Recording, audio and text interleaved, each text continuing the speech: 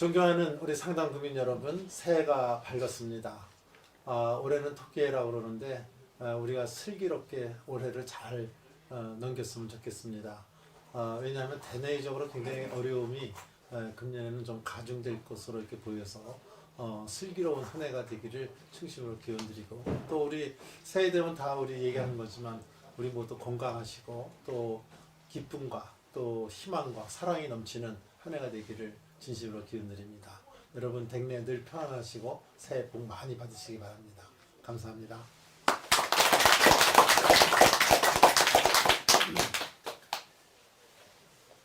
여러 전 지역 주민들 이렇게 뵙게 돼서 반갑습니다.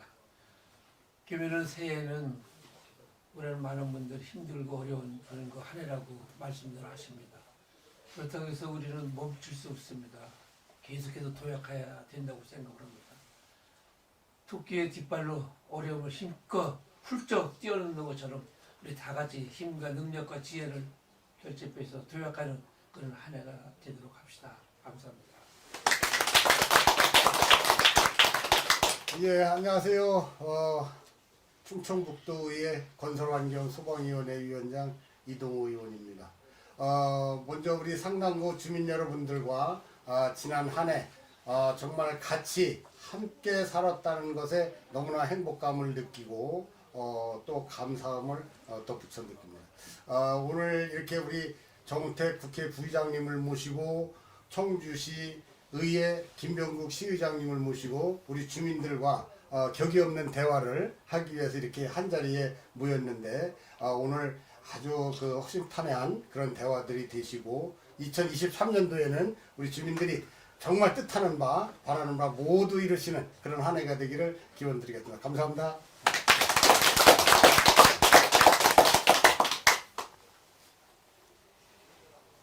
이은주님. 네.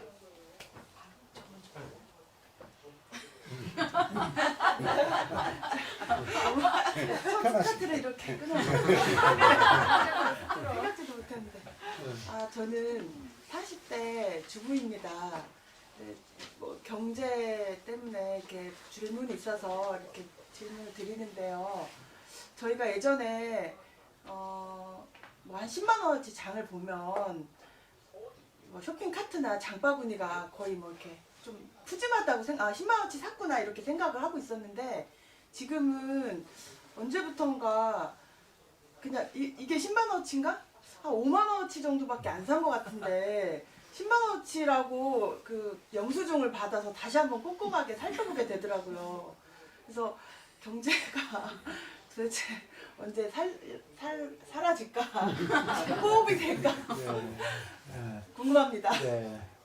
그럼 제가 간단히 그냥 말씀 네. 주셨기 때문에 제가 말씀드리도록 하겠습니다. 저는 주부는 아니지만 지금 그 말씀하신 그 장바구니 물가, 네. 저는 충분히 이해합니다. 저는 뭐 제가 경제를 조금 해서 그런 게 아니라 경제 지표를 보면 그게 나타나고 있습니다. 지난해 우리나라 소비자 물가가 5.1%가 올랐습니다. 그리고 장바구니 물가는 7.7%가 올랐는데, 그냥 소비자 물가 5.1% 하면 잘 실감이 안 나시잖아요. 네. 근데 그게 97년, 98년 우리 IMF를 외환위기를 겪지 않았습니까? 네네. 그때 이후에 최고로 오른 물가입니다. 장바구니 물가로 따지면 92년 이후에 제일 많이 오른 물가입니다.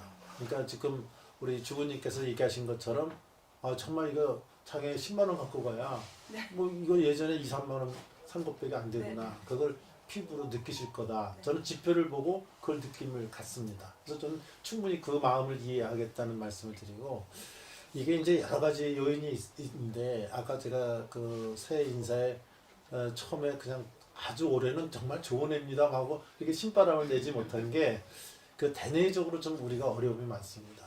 잘 아시다시피 지금 러시아가 우크라이나랑 네. 전쟁이 지금 장기화됨으로써 해외 원자재 가격의 공급망이 상당히 지금 위축이 됐습니다. 그래서 우리 실물 경제에 지금 영향을 실제로 주고 있고, 또 원자재 가격이 오르는 것 중에 여러 가지 그 유가 문제라든지 또 해외 원자재 가격에 들어오는 것이 또 이게 비싸지고, 또 환율이 높아지니까 국내 물가에 이게 영향을 주고 있습니다. 그러니까 해외 요인이 크게 작용을 하는 거죠. 또 국내적으로도 이제 고금리 상태가 이제 계속 되니까 이 금리가 이게 올라감으로써 굉장히 다른 물가에도 영향을 줘서 금년에도 보면 전기요금, 뭐 다른 공공요금이 지금 상당히 오를 것으로 이미 전기요금은 예고가 나와 있죠. 오른다 이렇게 한 것처럼.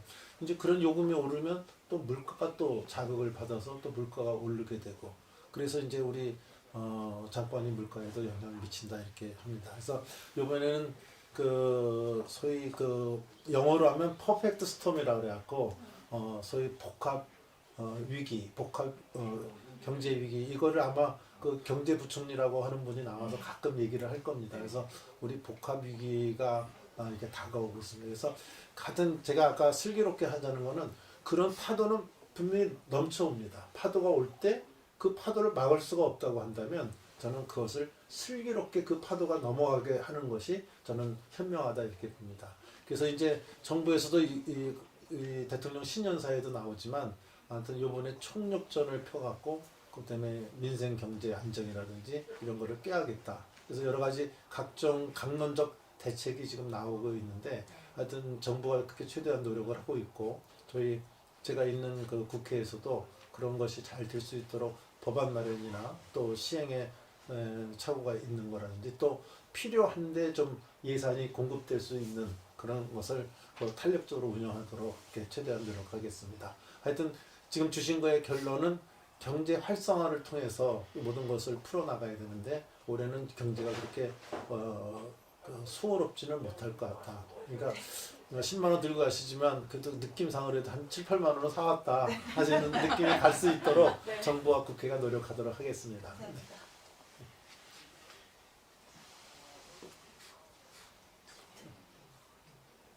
최명수님.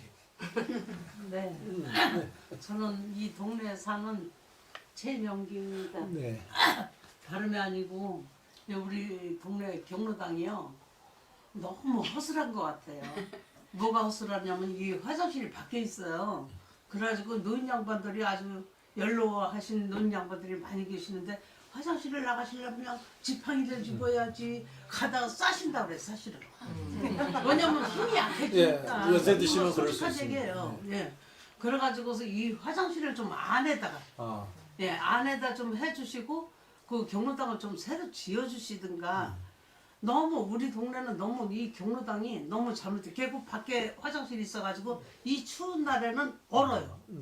얼으면 화장실을 못 봐요. 그럼 너네들이 어디로 가겠어요? 네. 그게 제일 많이 불편해요. 지신지 굉장히 오래된 것 같은데. 예, 아주 오래됐어요. 오래됐죠? 예. 그러면 이제 이번에 바꾸셔야죠. 새로 져야죠. 네, 그래서 새로 져야 되는데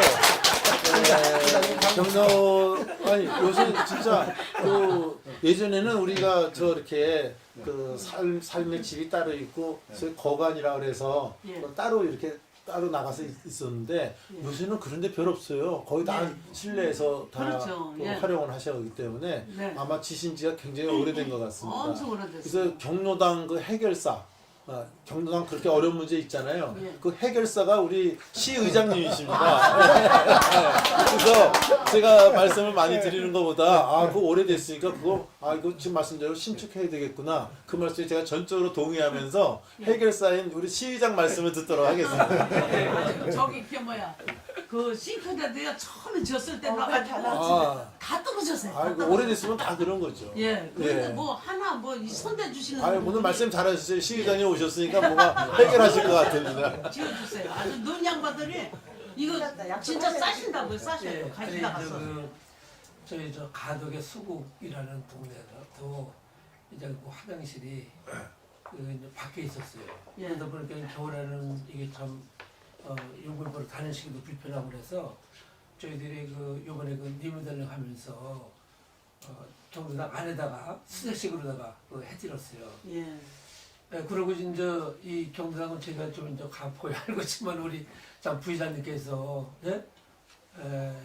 요번에 이제 국비도 1,100억 정도를 내려주셨기 때문에 저희들도 좀 예산 조금은 여유가 있는데 저희들이 지금 현재 우리 조례에 볼 것 같으면 병상을 쳐주는 데 있어서는 지금 7,100개를 안 주게 돼 있어요 이게. 그래서 이제 여기 도의원도 계시면 도에서 한 1억 좀 들어주시고 한다면 저희들이 좀 매칭해서 새롭게 이제 저드리는데 우선 그것은 조금 시간이 걸릴 거예요 이게. 그렇다고 보면은 우선 필요하신 예를 들어서 그 뭐 지금 말씀하신 싱크대라든지 또 전기밥솥이라든지 또 탁대라든지 TV라든지 냉장고라든지 에어컨이라든지 이런 건 빠른 시일 내에 3월 안에 3월달 안에 제가 그건 좀 해결을 해드릴게요. 아주 에어컨도 안 돼요. 아니 그렇게 지금 말씀드리자면 에어컨 안 예? 돼요. 아니 내가 해드릴게. 그건 내가 저기 가가지고 바로 예? 건 예, 바로 그 싱크대하고 에어컨하고 뭐 이런 거 밥솥 같은 것도 있으시면 얘기하세요. 아니 전기밥솥이라든지 이런 건 저희들이 해줄 수가 있어요. 압력솥을 압력밥솥.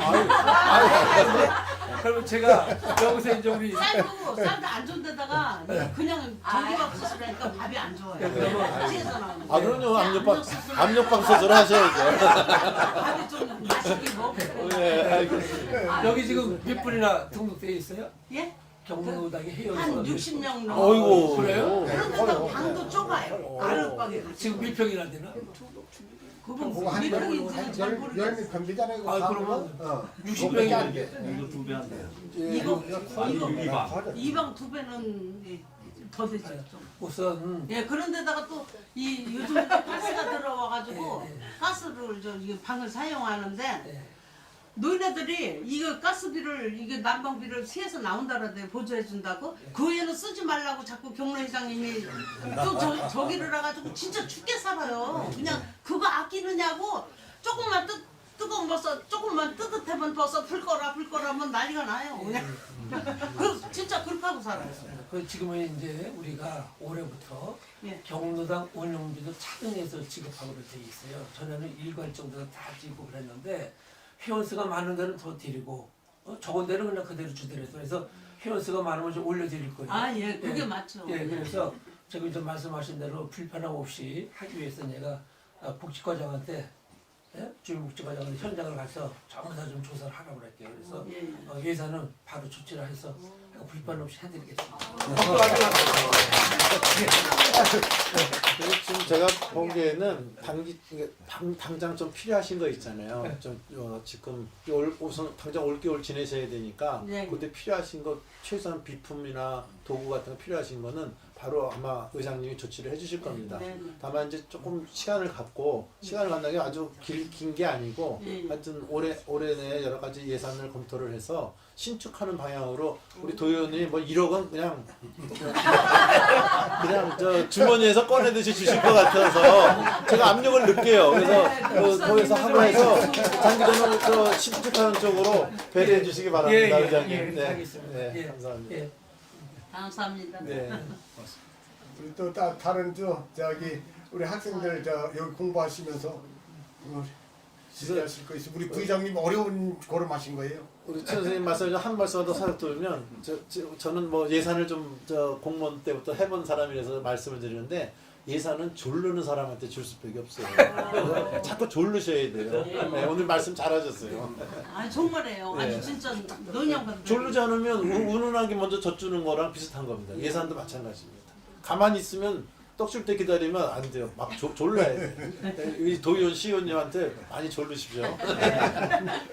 네, 말씀하시죠. 네, 안녕하세요. 저는 박은영인데요. 저희가 이제는 요즘에는 물건을 살 때 정말 이 물병 하나 500원짜리 물병 하나 다 카드로 결제를 하잖아요. 그런데 큰 업체 같은 경우는 차라리 더 카드 수수료가 더 낮은데 작은 업체들은 카드 수수료가 의외로 더 높거든요. 그래서 지금 실제적으로 소상공인들한테는 조금 카드 수수료를 낮출 수 있는 법안이나 그런 방법을 좀 강구해 주셨으면 하는 요구가 있습니다. 네.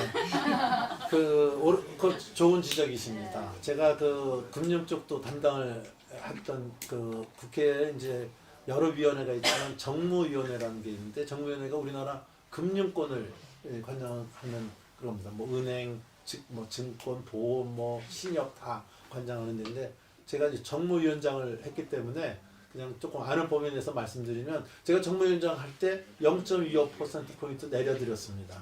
근데 소상공인들에 대해서 근데 이제 그것마저도 높다 이런 거죠. 그러니까 그래서 그거를 조금 더 낮추려고 하니까 이게 카드 회사가 이제 정부 기관이면 그 낮추게 하고 좀 이렇게 그게 가능한데 그게 다 지금 주식회사예요. 민간이기 때문에 민간 경제가 돌아가는데 자꾸 소위 관치 금융을 하면 안 된다는 게 이제 일반적인 모든 사람들의 생각이거든요. 그래서 예전처럼 이렇게 관치 금융으로 내리꽂기는 굉장히 어렵습니다. 그러니까 카드 회사들도 자기들 나름대로 자꾸 그렇게 그 수수료를 낮추면 결국은 우리 카드 사용은 다른 많은 또 좀 혜택이 가는 이용권도 없고 뭐 많은 좀 혜택을 좀 볼 수 있는 게 크게 줄어들 수밖에 없다. 결국은 그 소비자들한테 피해가 가니까 그거 함부로 낮추면 안 된다 하고 또 그쪽 사람들은 그쪽 사람대로 아우성을 합니다. 그래서 이제 정부 쪽하고 이제 그런 소비자들의 요구가 있으니까 정부 쪽은 소비자들 쪽을 대변해서 야 이거 좀 어떻게 좀 낮춰보자 이렇게 해서 타협을 봐서 이제 수수료가 지금 현재 결정이 돼 있는데 지금 말씀하신 대로 그 소상공인들에 대해서는 이제 조금 그 금융 비용이 좀 높은 게 이제 여러 가지 또 그 대기업보다는 그 소위 뭐 까놓고 얘기하면 부도 날 가능성도 많고 신용이 아무래도 등급이 낮다 보니까 우리 금융 원칙에 따라서 좀 부담을 더 하게 이렇게 하는데 하여튼 오늘 그건 또 말씀을 주시니까 또 하나의 그때 좀 낮추긴 했지만 조금 더 낮춰줄 수 있는 방법이 없는지 좀 어려운 분들한테는 오히려 더 받는 게 아니라 조금 더 낮춰줄 수 있는 방법이 뭐 있는지 오늘도 말씀을 주셨으니까 아마 정부에서도 그런 걸 많이 고려하고 있겠지만 우리 국회 차원에서도 더 정부에다가 독려를 하도록 하겠습니다. 오늘 좋은 말씀 주셔서 네, 꼭 고맙습니다. 부탁드립니다. 네, 말씀하세요. 질문이 많을수록 좋습니다. 저 이제 막내가 대학을 이번에 가서 대학생이 이제 둘이 됐어요. 아이고, 집에. 축하드립니다. 근데 고등학교까지는 어떻게 의무교육이죠? 가르치는 게 뭐 큰 네. 부담은 아니었는데 이제 대학생이 2명이 되고 보니까 아이고 이놈들 어떻게 하나 걱정이 되더라고요. 그러시죠. 그래서 이제 등록금에 대한 걱정도 있는데 저번에 텔레비전을 보니까 경상남도인가 거기는 이제 학식 대학생도 무료가 된다더라 그런 이야기도 하는데 충북도 그런 계획이 있는지 궁금합니다. 이게 교육감이 오시라 그런 걸 잘 모르겠는데 제가 교육 행정을 담당하고 있지 않아서 그에 대해 정확한 대답일지 모르지만 그 등록금 소위 반값 할 때도 얘기가 그 많은 그 논란을 거쳐서 반값 그때 행사가 이루어졌는데 무료는 우리 충북은 어려울 것으로 저는 그렇게 전망을 합니다. 근데 뭐 경상도 어딘지 모르겠지만 이제 한 가지 문제는 지방 대학이 이제 학생 수가 모자라갖고요. 이제 그 점점 그 폐교의 위기에 놓여 있습니다. 그러다 보니까 그 재단 쪽에서 아마 경상 쪽에서 그랬다 그러면 폐교할 수는 없으니까 궁여지책으로. 그러니까 예를 들어서 장사랑 똑같습니다. 장사하고 이거 팔면 내가 손해인데 지금 문 닫을 수가 없으니까 여기다 한참 뭐 그 가구도 놓고 많은 비품도 놓느라고 많은 비용이 들었는데 문 닫는 것보다는 그래도 또 손해를 보더라도 지금 그냥 당분간은 영업을 하는 게 좋겠다 해서 영업하는 경우가 많이 있거든요. 지금 아마 경상도 쪽에서 어느 대학이라고 그러면 제가 보지 않아도 그런 부류의 대학일 거라고 저는 봅니다. 이 지방은 진짜 학생들을 모으기가 어렵습니다. 그래서 이제 점점 지방 대학은 폐쇄로 가야 되는데 그 가는 과정이 이것도 아주 지난할 거다 이렇게 저는 보고 있습니다. 그래서 지금 그 대학을 공짜로 보내면 그 대학은 소위 교수들 월급 뭐로 줍니까? 또 그 시설 투자도 해야 되고 교육 환경도 여러 가지 지금 바뀌면서 여러 가지 교육 시설도 개선하고 이래야 되는데 결국은 무슨 돈에서 나가야 되냐? 만약 그렇게 이루어진다 그러면 그건 또 우리 국민들이 내는 세금에서 뭐 보전해 줄 수밖에 없는 거거든요.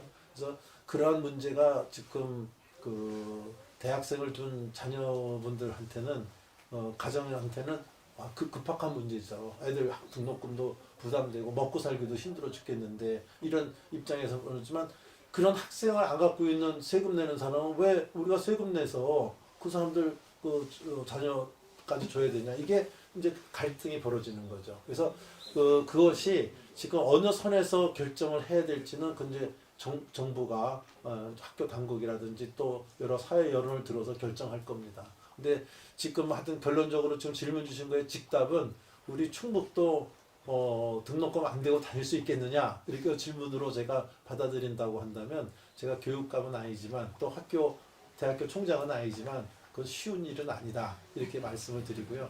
우리 저 사모님이 여기서 돈을 많이 벌으시니까 말씀을 드립니다. 한 달이십니다. 그리고 이제 만약 문제 안 될 때는 그 학자금 대출이 있습니다. 그 장학재단이라는 게 있습니다. 한국 장학재단에서 그 등록금을 그 대출을 해줍니다. 그래서 그걸 활용하고 사회에 나와서 제가 돈 벌면서 등록금 했던 거를 갚아나가는 그런 제도도 있으니까 한번 그 학자금 그게 부담되시면 그 등록금이라든지 이런 거를 융자해주는 장학재단 쪽하고도 하고 학교 당국에서 또 그걸 알선해 줍니다. 그래서 학교 당국하고 잘 하시면 되고 제일 좋은 건 돈 좀 많이 버십시오. 볼 수 있게 해주세요. 많이 벌지. 또 말씀 시기 있나? 우리 또 도의사님 뭐 하실 말씀 없어요? 뭐 지금 뭐 학교 그 학자금 얘기도 나왔습니다만은 제가 볼 때는 지방에서 졸업하는 학생들의 어떤 그 지역에서의 어떤 취업 문제 이런 것도 좀 심각하게 좀 고민을 해봐야 될 것 같습니다. 뭐 서울로 다 올라간다 그러다 보니까 또 서울과 지방의 어떤 격차가 좀 자꾸만 더 심해지는 것 같고요.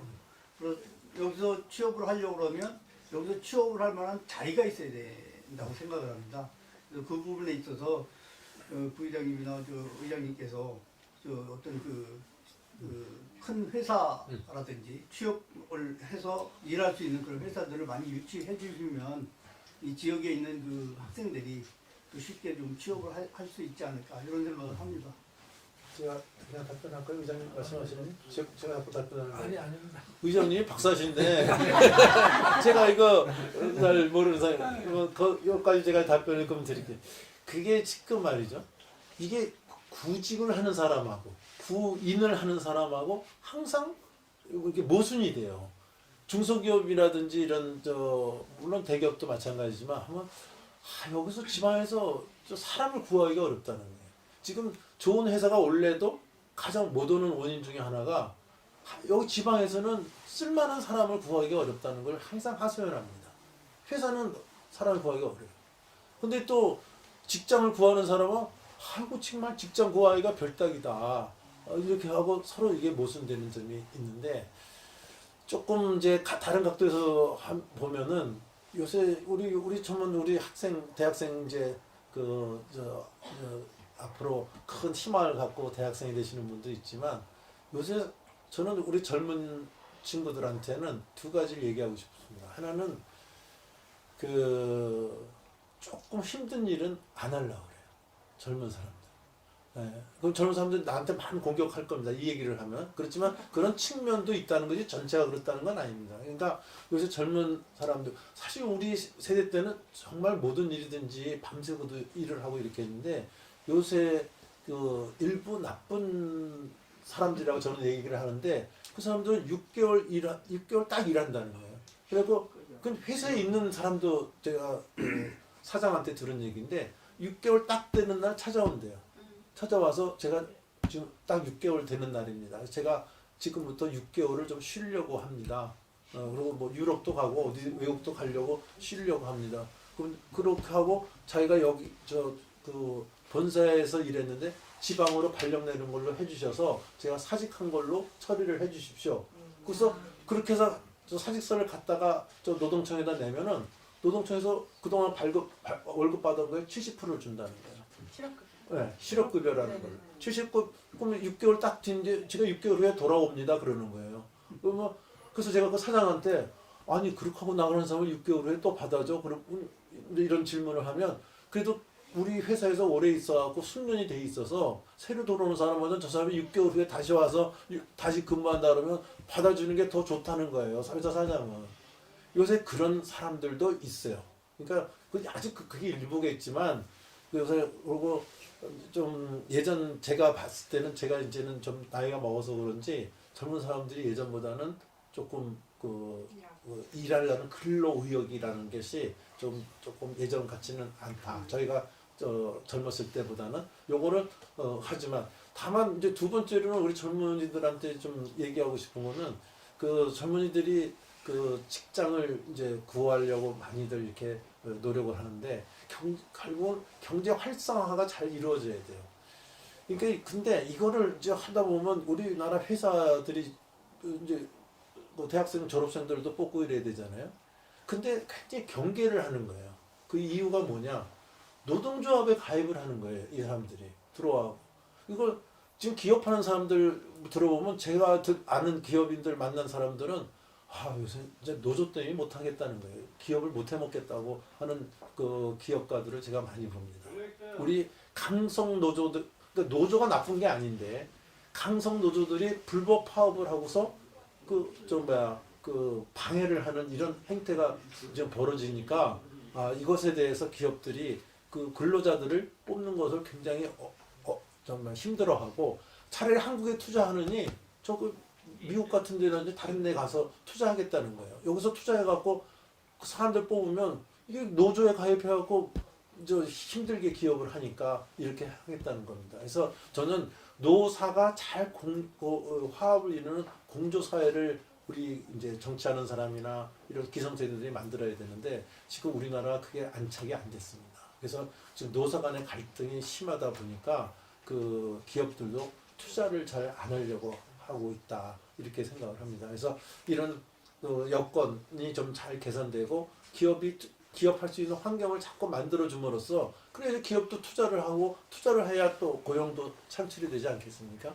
그래서 이런 선순환이 이루어지도록 저희들도 노력을 하겠습니다. 그래서 젊은이들도 근로의욕 좀 강하게 가지시고 또 우리가 경제도 좀 활성화가 돼서 내가 갈 수 있는 취업할 수 있는데 얼마든지 취업할 수 있고 이런 사회가 지금 만들려고 하는데 올해도 또 대내 여건이 아까 말씀드린 대로 어렵다고 해서 힘들겠지만 이런 선순환의 그 경제 구조가 이루어져야 되겠다 이렇게 생각을 하고요.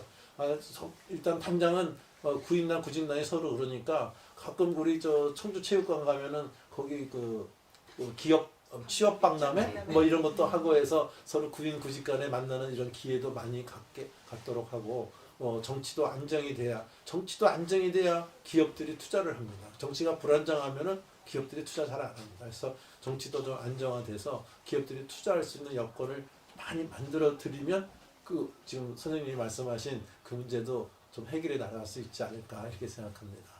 그러니까 사회가 안정되고 저 북한에서 자꾸 뭐 미사일 쏘아대는데 김정은이도 그런 짓 하지 말고 뭐 무인기를 띄워갖고 막 대통령실 위에도 띄웠다고 하면 이게 나라가 안정이 되겠습니까? 그래서 우선 안보도 안정이 되고 사회도 안정이 되면서 노사가 화합을 이루는 그런 시대가 오면 아마 우리 젊은이들이 취업할 수 있는 기회가 많이 생기고 또 노인 어르신들도 마찬가지입니다. 노인 어르신들의 지금 제일 큰 고민을 여론조사를 해보면 노인 일자리입니다. 내가 아직도 좀 움직일 수 있고 내 힘이 있는데 어디 가서 취업할 데가 없다는 거예요.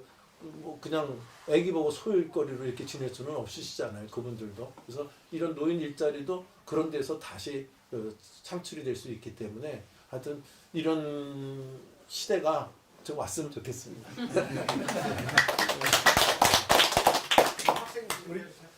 네.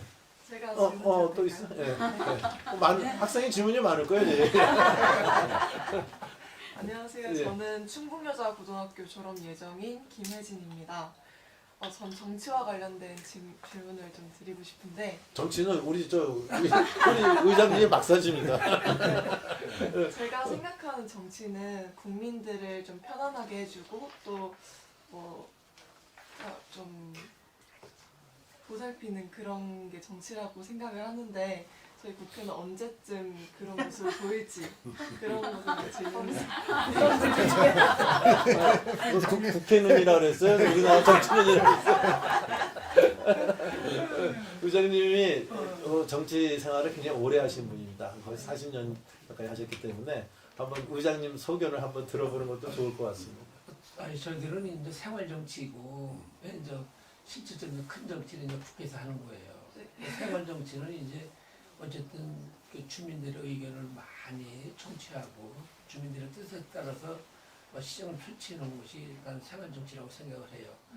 그렇기 때문에 이제 저희들 같은 경우는 늘 이렇게 이제 주민들하고 소통하면서 또그 주민들의 뜻을 따라서 이제 바르고 시정에 반영하는 그러한 것이 저희들은 그 지방에서 지방자치, 풀뿌리 민주주의, 바로 그 생활 정치라고 생각을 합니다. 이것이 이제 바로 우리 지역 주민들의 바로 그 삶의 질을 좀 높이고 또 누구나 그 행복하고 안전하게 살 수 있도록 하는 것이 이제 저희들의 같은 이제 소망인데 물론 뭐 여야가 아무튼 있다 보니까는 그 의견이 좀 대립할 수도 있어요. 그런 것은 자꾸 이제 대화를 통해 가지고서 서로 소통하면서 하나하나 이제 풀어나가는 것이 바로 우리 시민들한테도 안정감을 주고 희망을 주는 그런 거 정치라고 생각해서 저희들은 뭐 일단은 그 청주시 의회 같은 경우는 이제 21대 21이지만은 저는 뭐 늘 야당 의원들과 늘 함께 임명을 맡으면서 사안이 있을 때마다 같이 협의하고 협치했다고 생각을 해요. 그래서 저희들은 해가지고 시민만 바라보고 가는 그런 그 청주시 의회를 이끌도록 저는 노력하겠습니다. 그러니까 조금 더 지켜봐 주시면 중앙 정치를 멍청하게 하는 네, 지금까지 이제 시의회 정치를 얘기하셨는데 도의회 정치도 한번 우리 충청북도 의회는 방금 전에 우리 이제 김동국 시의장님께서 말씀하셨듯이 각 지역구에 이제 의원님들이 계시잖아요. 시의회, 뭐 도의회, 이제 도의원. 그래서 이제 대개 보면 이게 이제 우리나라는 정당 정치잖아요. 이게 정당 정치. 그러다 보니까 이제 의원 간에도 당이 서로 뭐 지금 현재 이제 더불어민주당, 국민의힘 이렇게 해서 의원들이 이렇게 같이 활동을 하는데 다른 지역은 모르겠습니다만 우리 상당구 정우택 부의장님이 계신 지역구에 지금 현재 의원님들은 제가 그런 제안을 드렸어요. 우리는 정말 주민들 우리가 처음에 입후보할 때 주민들의 요만한 작은 목소리도 정말 기울이겠다라고 우리가 말씀들을 드렸잖아요. 그래서 거기에 부합하기 위해서 같은 지역구 내에 타당 의원님들하고도 똑같이 우리 주민들이 한마디 하면 그걸 가지고 우리 같이 논해서 지역의 이제 면장님들이나 동장님들과 이렇게 활동을 하고 있습니다. 그래서 우리 지역 주민들께서 물론 기대치에 100% 부합은 하기가 어렵다라고 보겠지만 제가 특히 저는 여기 이 서원이 나온 도의원이거든요.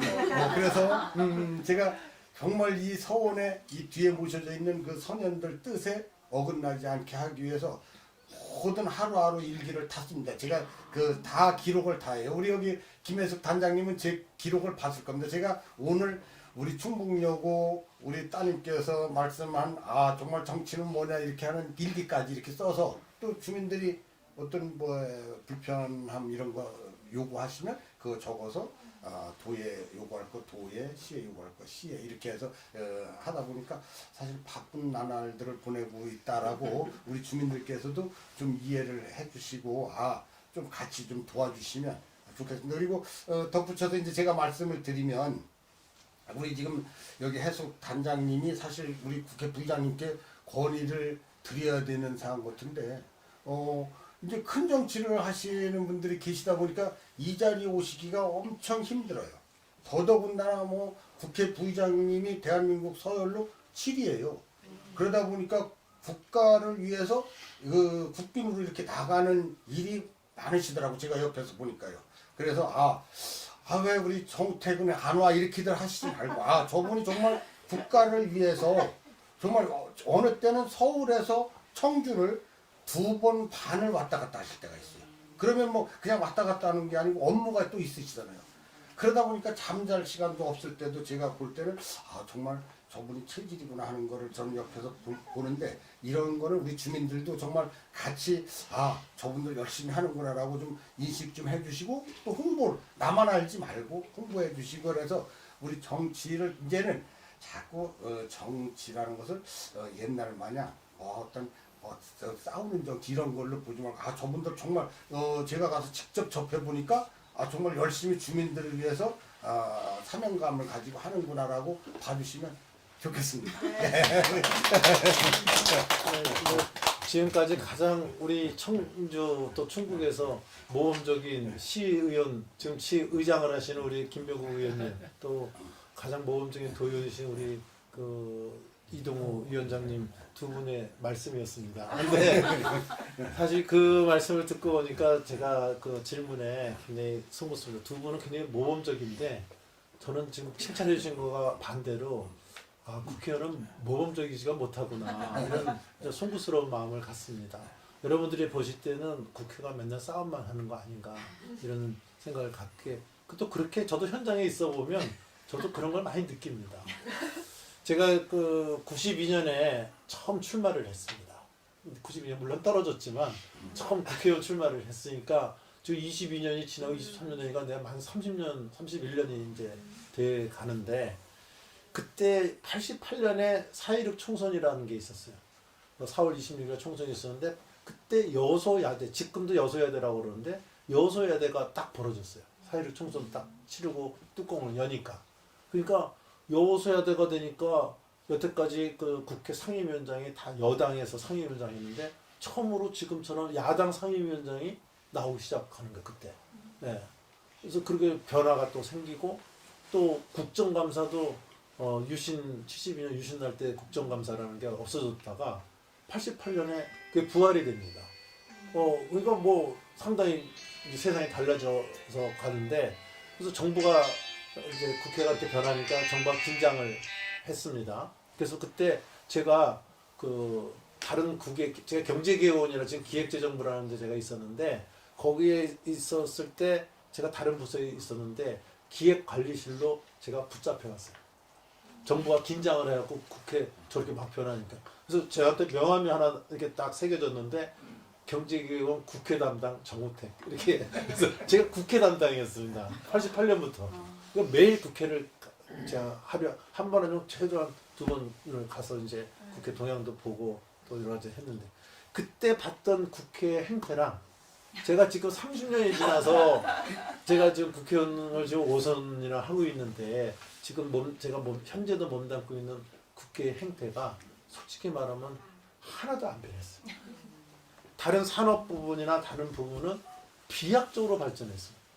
근데 다만 정치만 이게 발전이 안 됐다고 저는 그렇게 느끼고 있는 사람입니다. 그러니까 지금 우리 학생의 질문에 저는 굉장히 부끄러움을 느낍니다. 송구스러운 마음을 느낍니다. 그래서 이게 왜 그런가. 근데 두 가지에서 찾을 수 있습니다. 하나는 정치를 하는 사람들의 어떤 이념적 차이에서 오는 게 있고, 하나는 제도적 문제에서 오는 게 있는데, 그걸 다 지금 얘기하기는 어렵지만 제가 보기에는 굉장히 지금의 또 여소야대 형태가 벌어지고, 대통령은 국민의힘이지만 국회의 다수당은 민주당입니다. 그래서 이 상권 분립이 되어 있기 때문에 이 입법부가 제대로 안 해주면 정부가 하나도 할 수가 없어요. 그래서 88년 4.16 총선 났을 때도 윤태명 고모님 잘 계시지만 90년에 소위 기라성 같은 3당 합당, 노태우, 김종필, 김영삼 세 분이 3당을 합당하게 되는 계기가 여소야대는 전국을 운영할 수 없다 그래갖고 3당 통합을 하게 되는 이런 사태도 벌어졌습니다. 그래서 지금의 여소야대 형태이기 때문에 정권은 바뀌었는데 왜 이렇게 뭐가 피부에 안 와닿았지? 뭐 바뀌었으면 뭔가 국민들이 염원했던 거라든지 이런 게 좀 술술 풀렸으면 좋겠는데 왜 하나도 안 되는 거야? 이런 갑갑함을 많이 느끼실 수도 있습니다. 근데 윤석열 지금 대통령이 후보 시절에 공약을 뭐 많이 하지 않았겠습니까? 내가 대통령이 되면 이렇게 하겠다. 근데 법을 그렇게 하려면 법을 바꿔야 되는 내용이 굉장히 많이 있습니다. 그래서 이 윤석열 정부가 취임하고서 6개월 동안 77개의 법안을 이걸 해달라. 그래야 윤석열 철학을 갖다가, 정부의 철학을 갖다가 이행할 수 있다 그래갖고 국회에서 77건 냈는데 한 건도 처리 안 해줬습니다. 제가 이렇게 하면 민주당을 탓하는 것 같지만 하여튼 어쨌든 간에 뭐 지금 할 수 없으니까 탓을 해야지. 그래서 이렇게 이런 지금 이 정치 행태가 그대로 벌어지는 것은 예전 행태랑 변함이 없다는 거예요. 저는 당이 다르고 그렇게 했다 하더라도 민생을 위해서 해야 될 문제는 우리 여당이 잘못하는 거 있으면 야당이 비판을 당연히 해야 되는 거고, 그렇지만 잘해서 잘 가는 거는 발목 잡기 하면 안 되잖아요. 근데 지금은 제가 보기에는 제가 부의장으로서 봤을 때는 너무 발목 잡기, 그러니까 우리의 그 민생도 발목 잡기고 그 발목 잡기를 이루어지니까 이게 뭔가 지금 전혀 국회가 작동이 잘 안 되고 있습니다. 요새는 또 뭐 방탄 국회라고 뭐 많이 들어봤지만 그런 행태가 지금 벌어지고 있어서 국회가 이렇게 잘 돌아가지 않아서 하여튼 송구스럽게 말씀드리고 그 결론은 확실합니다. 지금 처음 말씀하신 것처럼 정치는 국태민안입니다. 나라가 편안하고 백성들이 잘 사는 게 그게 정치의 목적이고 우리 궁극적인 우리 화평시대 아니겠습니까? 그래서 그렇게 가야 되는데 현재 그러지 못하다. 그 책임은 뭐냐? 국회의원 네가 책임져라. 제가 송구스럽다는 말씀으로 답변을 대신하겠습니다. 감사합니다. 저도 질문 있습니다. 예. 저는 상당구 용암동에 살고 있는데요. 네. 저 선거를 할 때마다 보면은 그 선거 책자에 항상 상당구 발전을 위해 힘쓰겠습니다. 네. 상당구의 발전을 제가 이루겠습니다. 이런 말들이 어떤 의원님들이나 다 이렇게 있으신 것 같아요. 그 근데 상당을 저해하기 위해서 나오겠습니다. 그런 사람 없어요. 근데 이제 사실 발전을 한다 그러면 이제 좋아진다는 그런 의미로 지금 말씀하신 것처럼 그런데 사실 나 사는 거가 얼마나 더 좋아져 이런 걸 느끼지 못하면 얼마나 발전되고 있는지 이거를 저희가 체감으로 느끼기가 사실 조금 어렵거든요. 네. 그래서 이제 모든 게 다 좋게 할 수는 없으니까 여기 다 상당구 담당이시라고 하니까 의원님이나 의장님이나 위원장님이나 상당구 발전이라는 게 어떤 방향이 상당구의 발전이라고 생각하셔가지고 의정 활동을 하시는지 그런 게 있으시면은 제 삶이랑 그런 게 얼마나 관련이 될까 그런 걸 저도 생각해 보고 싶고 정치에 관심을 가지게 될 것 같아서 그런 게 있다면 말씀을 한번 들어보고 싶습니다. 의장님 하실래요? 제가 답변을 드릴게요. 그래요. 지금 정말 제가 이제 마지막 시간이 얼마 남지 않아서 국회 부의장님께 건의드리려고 했던 사항 중에 인간이 살면서 지금은 이제 핵가족 시대가 됐잖아요. 이제 자녀가 하나 둘. 그래서 자녀 하나 둘이 행복을 누리기 위해서는 본인이 추구하는 그런 삶을 살 때 정말 행복함을 느끼는 건데 지금 우리가 산업화하면서 계속 숨가쁘게 쭉 달려왔잖아요. 이제는 우리가 뭔가 자기 자신을 위한 이런 삶을 영위하기 위해서 너나 없이 노력을 해요. 그래서 그 맥락에서 사실 이 서원을 개방을 한 겁니다. 이 서원을. 그런데 개방을 딱 하고 보니까 지금 학생들이 오셔서 이제 이게 개방한 지 이제 5년 차 지금 들어갔는데 여기가 제한 공간이었었어요. 옛날 학교였지만 1570년에 이 서원을 건립해서 학교로 시작을 했는데 여기 이제 제한 공간으로 이렇게 이제 오다가 이렇게 이 공간을 내비두면 안 되겠다 해서 개방을 해서 지금 이제 활용화 사업단 학생들이 와서 공부를 해요.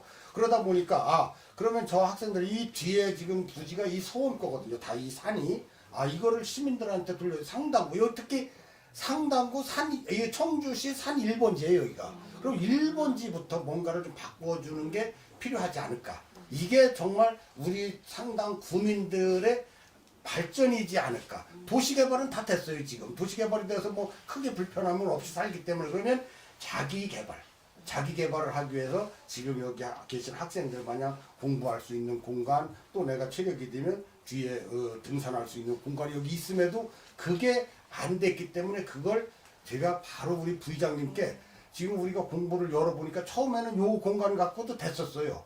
그러다가 안 돼서 지금 밑에 관리사까지 이제 지금 저 학생들한테 내드렸는데 그거를 보니까 또 뭐 여름에 또 비가 조금 새네. 그래서 지난해에 부의장님께 우리 학생들이 공부할 수 있는 시민들이 여기 주차를 하고 산을 등산할 수 있는 공간을 좀 열어주면 좋겠다라고 해서 건의를 드려서 지금 체험관 요거를 지금 하고 있는데 작년에는 이게 뭐 갑자기 제가 올려드렸더니 갑자기 돈이 어디 있어요? 뭐 그 막 7, 80억씩 되는 돈이. 그래서 지금 부의장님께서 검토하고 계시면 그게 이제 될지 안 될지는 저도 모르겠습니다. 뭐 부의장님이 해주셔야지 되는 거니까 그렇게 되면 우리 상당구의 작은 것부터 또 여기 이제 저도 또 역시 도에서 제가 개발공사 사장님께 이쪽에 우리 저 선프라자 있잖아요. 거기서부터 이쪽에 뒤에 이정골 그 저수지까지 이제 우회도로가 여기 이제 그 도로가 나다 보니까 이거 취락지구가 되니 시장님하고 우리 도하고 국비를 좀 보조를 받아서 여기에 우리 청주 시민들이 정말 애기들을 데리고 자연스럽게 와서 걷고 즐길 수 있는 이렇게 좀 잠깐의 여유를 즐길 수 있는 어떤 그 한옥 체험마을 같은 거를 구상하면 어떤가 한번 그림을 그려보자 라고 지금 하고 있으니까 조금씩 발전해 나간다고 보시면 될 것 같습니다. 그래서 부의장님께 건의 한번 하세요. 여기 체험관 좀 쳐달라고. 부탁드립니다. 그거 말씀하세요. 그 얘기 하시려고 질문하신 거예요? 그거를 말씀하셔야죠. 진짜 시급한 문제가 많아요. 예. 아까 저기 노인정도 좀 예. 새로 해드려야 되겠지만 지금 부의장님 오신다고 하니까 네. 저희들이 차를 다 빼놨어요. 다 그냥 곳곳에 동네 곳곳에 갖다 놓아놨거든요. 예. 그만큼 주차 시설도 협소해요. 그런데 여기 지금 연 3,500명의 학부모가 옵니다. 여기 이용객들은 학생들만이 아니고요. 그 어린이서부터 조손까지 다 3대가 어려서 온 청주 시민이 다 오는 곳이에요. 그런데 주차장도 적죠. 비 오면 천막 치죠. 지척지척하죠.